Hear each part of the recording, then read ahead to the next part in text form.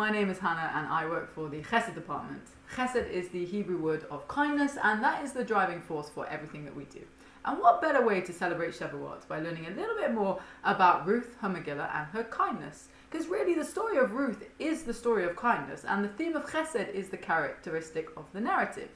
So we have a famine that strikes the land of Israel. We have Elimelech, who is married to Naomi, and Elimelech was a very, very wealthy man. He had acres of land and he could produce enough crops to feed the entire nation. But instead, he runs away. He runs away from a problem. Why? Because the problem didn't affect him. He took his family to Moab, where his two sons married Moabite women, one of which is the star of our show, or the star of our Megillah, Ruth. Elimelech and his sons die. Naomi and Ruth go back to Israel and settle in Bethlehem. And it's whilst collecting crops in the field, and it was here that people noticed her behaviour, her modesty, and how she carried herself and her chesed. So people ask, why is the Megillah of Ruth read on Shavuot? It has no laws, it has no commandments whatsoever, and it's just really a nice story about kindness. So the message that we're giving really is that on this pivotal day in our Jewish calendar, celebrating the receiving of the Torah and the receiving of our moral guidelines, it's on this day that we also talk about kindness, because kindness is just as important. Chag Sameach. Something I only recently noticed in rereading the Book of Ruth is that the narrative opens with a climate crisis. A famine pushed Elimelech's family to migrate from their ancestral lands to a foreign country. The story goes on to address some of the most critical concerns of climate refugees: food scarcity, security, land use, and particularly the vulnerability of women. The parallel between the struggle of Ruth and Naomi for basic survival and the tens of millions of climate refugees today who are forced to leave their homes because of rising sea levels, desertification, drought, soil erosion, and agricultural collapse caused by climate change is really rather sobering. Poverty forces Ruth and Naomi back to the land of Israel, where they're once again refugees and destitute. Their only means of survival is for Ruth to pick up the ears of barley dropped by other gleaners, literally gleaning from the gleaners. And we know from the text that as a woman, Ruth is at risk of molestation. Boaz points this out, and as a foreigner likely to be harassed. Hence why she asked Boaz for a letter of recommendation to mitigate this risk. Female refugees and victims of climate change face the very same perils today. However, what's very different is how Boaz, a member of the ruling elite, responds to the situation. Boaz's response is to welcome refugees, and he follows meticulously the commandment in Vayikra: when you reap the harvest of the land, do not reap the very edges of the field, and gather the gleanings of your harvest. Leave them for the poor, and for the foreigner residing among you. I am the Lord your God. What Boaz demonstrates in this story is that how we farm, how we produce food, how we treat the natural resources of creation are not just matters of economics and efficiency alone. They are moral choices. The earth is Hashem's. This is what Boaz understands, and not just the fields and the crops within them, but the fossil fuels that are beneath them, the wildlife and people, the soil and the oceans. They are ours to work with until, yes, but never to own absolutely, nor to overexploit to the harm of the poor, the refugee, or other species. Wishing you a Chag Sameach. We have the privilege of meeting lots of interesting people along the way in our journey, in our lives. But for me, there are two people who stand out who made an incredible impression on who I am. Hans-Jürgen and Chantal, as they were, who became Chaim and Naomi. In their 60s, they decided to leave Europe and retire to Israel as non-Jewish people. They came because they said, Amech Ami, your people are my people. But after living in Israel for a while and falling in love with the country and its people, they decided to say, Elokai, Elokai, your God is my God. And they started a process of converting.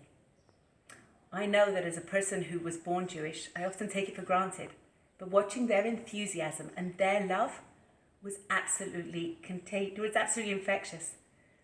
Sadly, Naomi, a year and a half after converting to the religion that she loved so much, passed away just before Shavuot.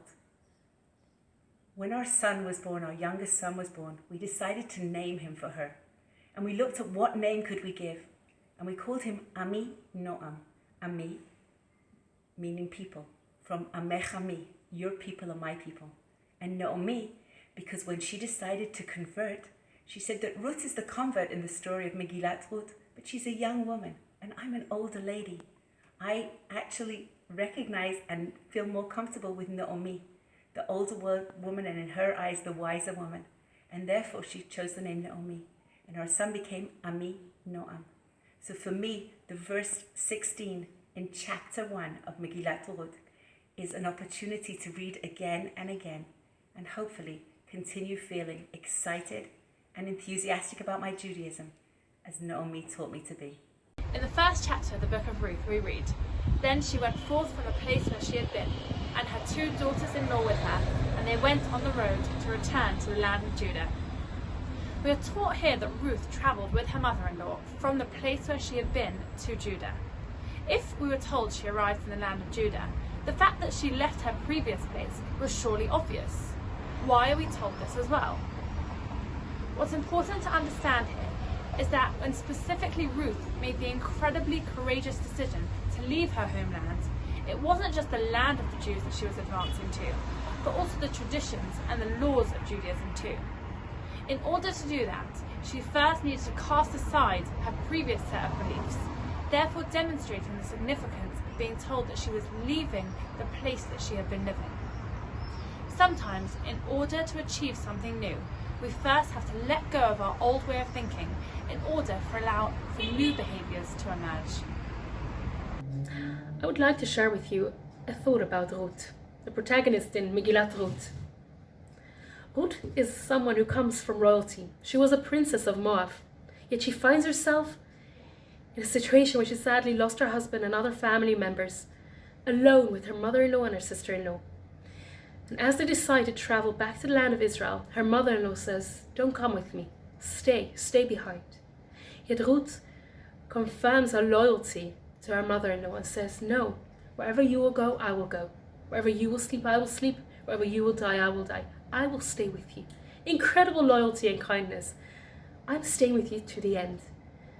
And we see at the end of the story that Ruth is rewarded for this. That the thing that she left behind, royalty, that's what she's rewarded with. She becomes a great-grandmother of King David. On Shavuot, we confirm our loyalty to the Torah. We say, so many years ago, we received the Torah. Even nowadays, we are loyal to it. Let's try to find the time on Shavuot to realize, why am I loyal to the Torah? And am I the type of person that says, wherever it will go, I will go. I will stick with it. And maybe in that journey, we will find that the exact thing that we leave behind, we might find again in that newfound journey. Wishing you all a Chag Sameach. In chapter 2 of Megillah Ruth, we're introduced to the character of Boaz, and I think it's absolutely fascinating to see how much we can learn about his character from these first few words of introduction. We're told, "V'hinei Boaz ba mi Bet Lechem, v'yomel lekotzrim Hashem imachem, v'amru lo yivarechecha Hashem." Boaz arrives from Bet Lechem and he greets the reapers, "Hashem be with you," and they respond, "May Hashem bless you." Already from this first interaction with other people, we can see that Boaz stops. Despite being a wealthy landowner, he talks to his workers and inquires of their whereabouts. In addition, a further understanding of what he's asking when he says Hashem imachem could be understood to mean that he's asking, is Hashem with you? Are you listening to the words of the halacha? We know that there are certain rules regarding dealing with crops. When you're working in a field, if things get left behind, that they have to leave them for the poor, etc. And he's making sure that his workers are keeping to the strict letter of the law and doing what they're meant to do. Both of these traits, the adherence to halakha and also the care that he has for other people, continue to be seen throughout the Megillah. And it's absolutely fascinating to see how this very first introduction of just one pasuk teaches us so much about him. We are first introduced to the character of Boaz in Perek Bet, pasuk Daled of the Megillah, which reads, "V'hinei Boaz ba ben Beit Lechem, v'yomer lekotzrim Hashem imachem, v'yomru lo yivarechecha Hashem." Boaz arrived from Beit Lechem and greeted the reapers, saying, "May Hashem be with you," to which they responded, "May Hashem bless you." At this point in the Megillah, the only other thing we know about Boaz is that he is part of Elimelech's family, a fact we only found out just the pasuk previous to this. So what can we learn from this strange introduction to Boaz? Surely it seems crucial that Shmuel Hanavi chose this as Boaz's first speaking role.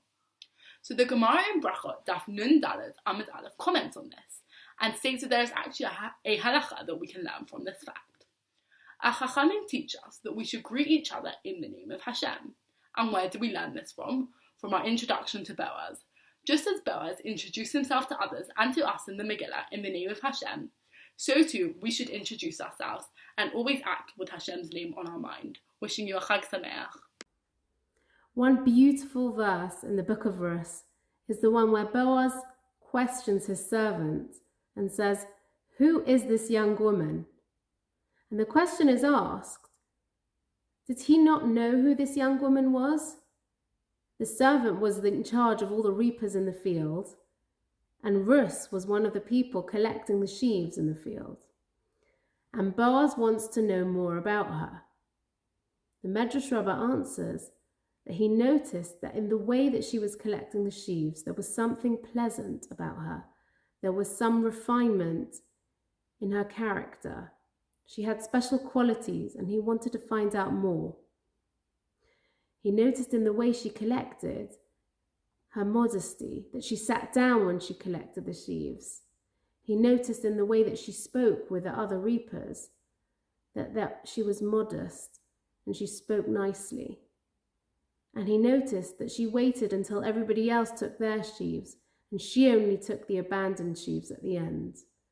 And this was what he wanted to understand more about her qualities.